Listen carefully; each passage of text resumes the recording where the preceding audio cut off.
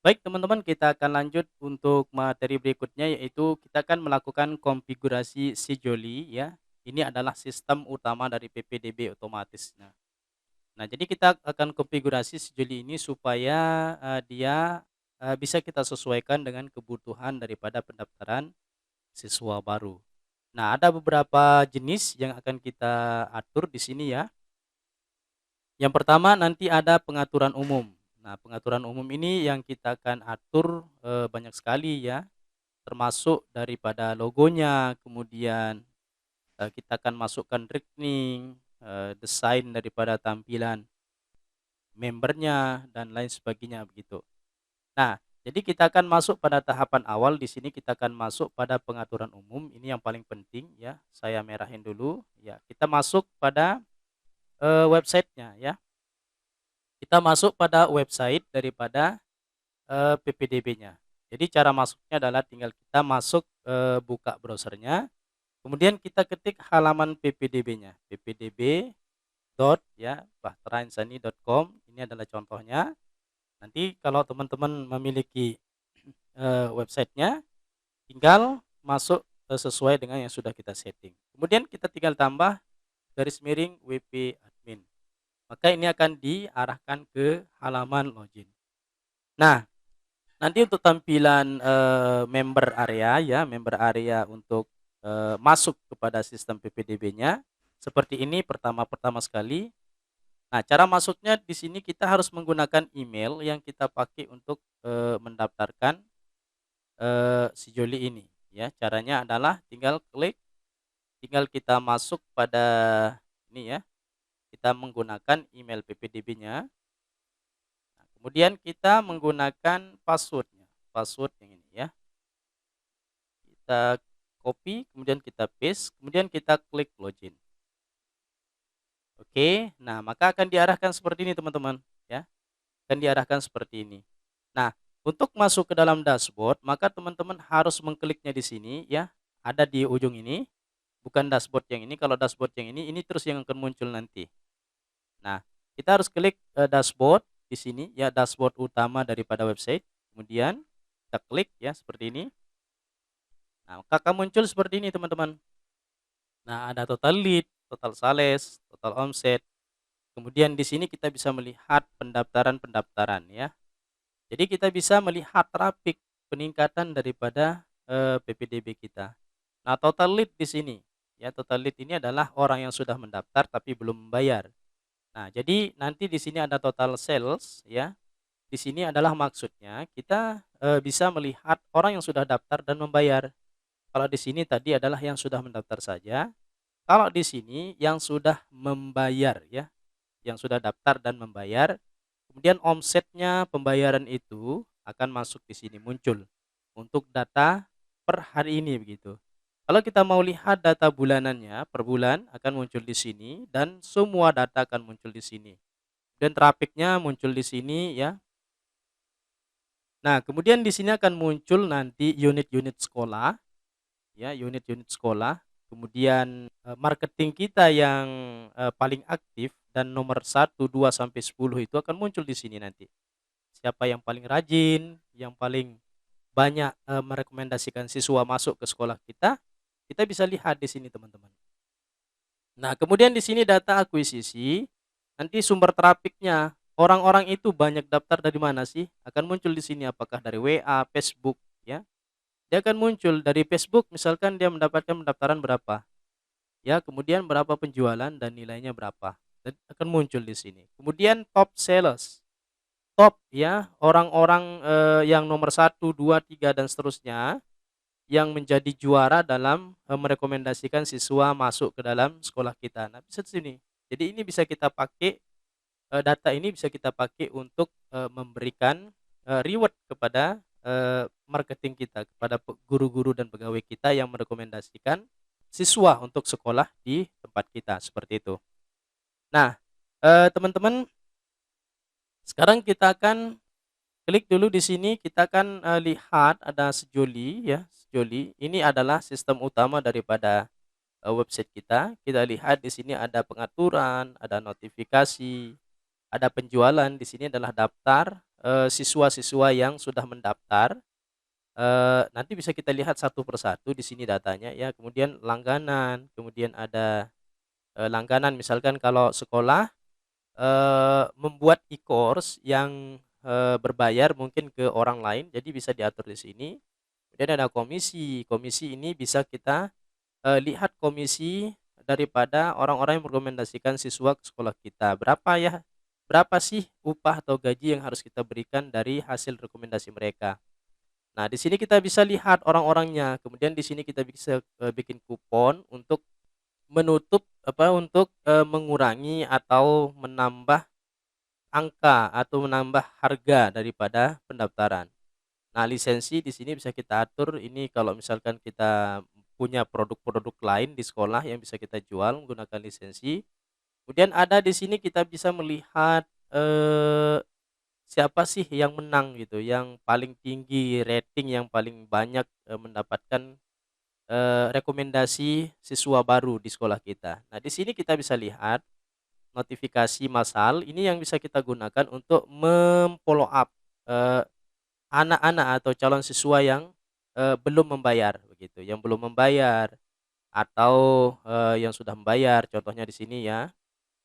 Nah, di sini yang belum membayar artinya menunggu pembayaran, kemudian yang sudah selesai bisa kita, informasikan di sini. Nanti untuk bunyi notifnya itu bisa kita lihat di sini ya, bisa kita atur di sini. Kemudian ada konfirmasi pembayaran ya, kita bisa lihat siapa sih yang sudah konfirmasi akan kelihatan di sini, loh catatan daripada, ini kita ya, eee, sistem error kita dan lain sebagainya. Kemudian ada lisensi data ya, lisensi Anda ya, kita bisa lihat lisensi kita yang sudah, ini kalau misalkan belum aktif bisa kita masukkan dan daftarkan lewat sini. Kemudian ada reset data. Nah, kalau kita reset data ini berarti semua data yang ada di, sistem PPDB ini akan di-reset.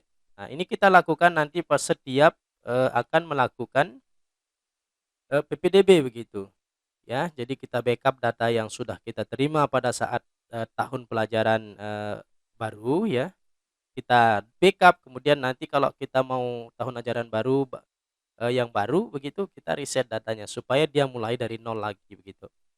Nah, kemudian di sini ada post, ada page ya, kalau kita mau kirim berita-berita, ada post, page. Nah, kemudian di sini produk, ini kita gunakan untuk membuat, unit nanti ya. Kemudian akses, kalau misalkan, mereka sudah membayar maka dia akan berhak, masuk ke sini begitu. Nah, itu ya pengenalan daripada, sejoli.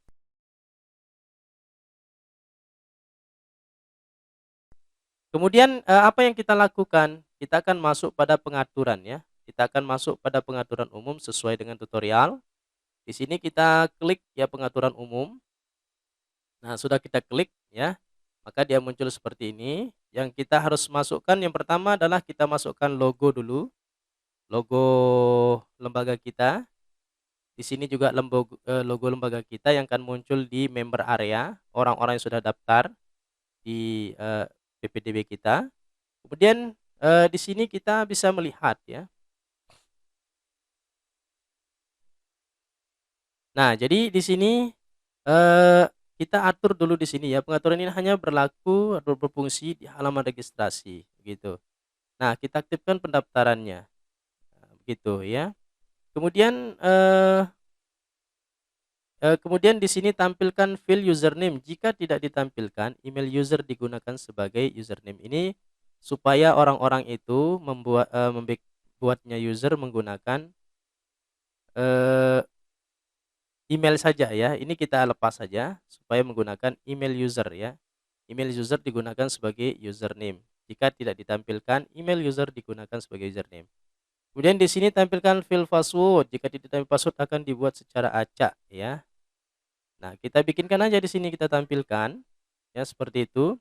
Kemudian ini jika diaktifkan, user yang mengakses akan dialihkan ke halaman member area begitu.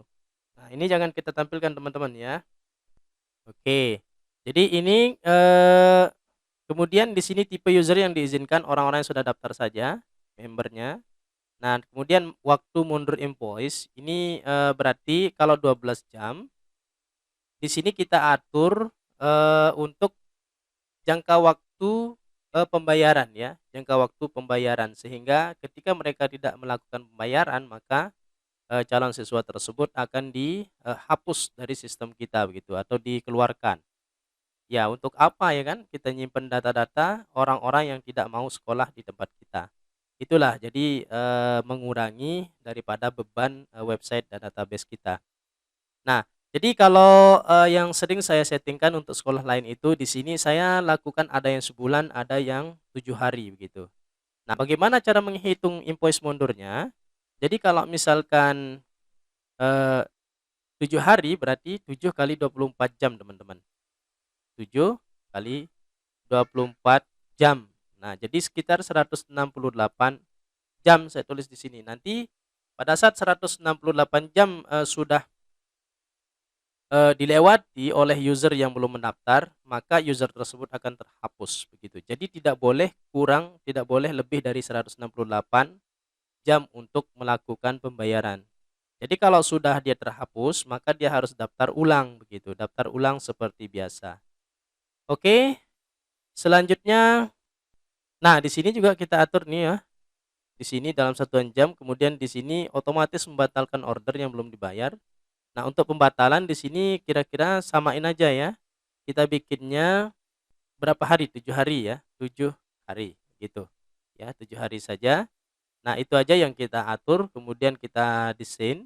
Nah, kita pengaturan desainnya, kita masukkan logo lagi. Nah, ini background image nggak usah diisi ya. Di sini untuk pengaturan-pengaturan umum saja. Kemudian afiliasi, ini kalau kita mau aktifkan, fitur marketing ya, kalau misalkan marketing itu mau mempromosikan PPDB kita, kemudian kita harus kasih reward kepada mereka, ya kita aktifkan di sini. Nah, jangan di-checklist ya. Nah, kalau kita checklist maka nanti fitur afiliasinya tidak diaktifkan. Ini kemudian ini nggak usah disetting ya, yang ini, transaksi ya kita bikin aja. Ini kita tetapin aja ya, nilai, nah kita bikinkan, total. Ini untuk membuat kode unik maksudnya ya. Contoh misalnya nanti, contoh misalkan nanti mereka membayar 100.000 di sistem ya, di 100.000. Tapi, dengan kita mengaktifkan ini maka ada namanya kode unik, misalkan nanti kode 001, jadi dia harus transfer sesuai ini. Nah, sehingga sistemnya akan, bisa mengaktifkan secara otomatis, begitu. Nah, selanjutnya di sini kita,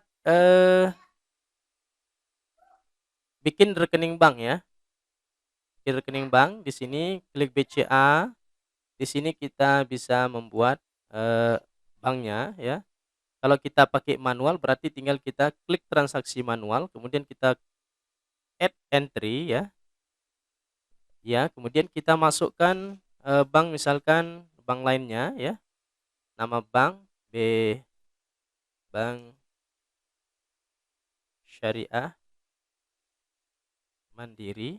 Oke, misalkan begitu atau Bank Syariah Indonesia. Indonesia.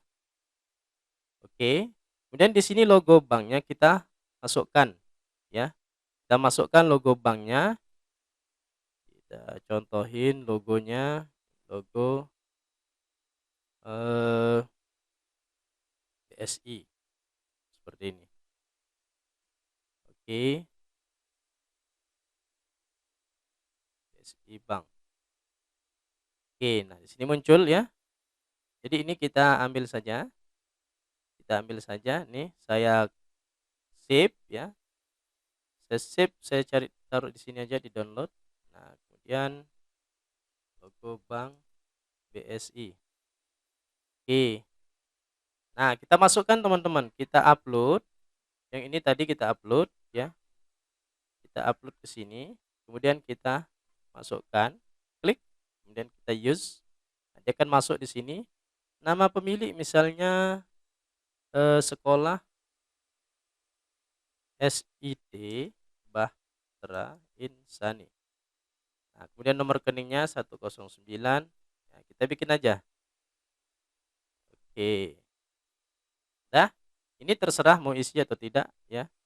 Kemudian kalau kita pakai m-banking, teman-teman bisa menggunakan ini ya. Ini ya. Ini ya, bisa diisi. Nanti, silahkan diaktifkan aja mode transaksinya. Nah, kalau untuk ini kita akan, atur nanti ya, lama pengecekan 1 hari saja ya, kita aktifkan. Ini kalau kita pakai m-banking, nanti APK ini yang akan kita, masukkan ke dalam sini. Nah, itu aja ya, ya teman-teman, kalau menggunakan Duitku juga di sini aktifkan, nanti akan, masukkan merchant-nya, kode API-nya di sini. Nah, baru dia akan bisa memunculkan nomor rekening, gitu. Ini saya lepas dulu karena, kita belum mendapatkan m-banking-nya dari sekolah ya, dari sekolah yang dibikinkan. Nah, di sini kita, save ya. Ini sudah kita lakukan. Oke, ini kita sudah setting rekeningnya, tinggal kita save. Baik, terima kasih. Oke, ini kita simpan. Yes, ini kita simpan. Kemudian, nah seperti itu yang kita lakukan di, pengaturan umum. Dan mari kita akan lanjutkan untuk melakukan, notifikasi ya, membuat notifikasi.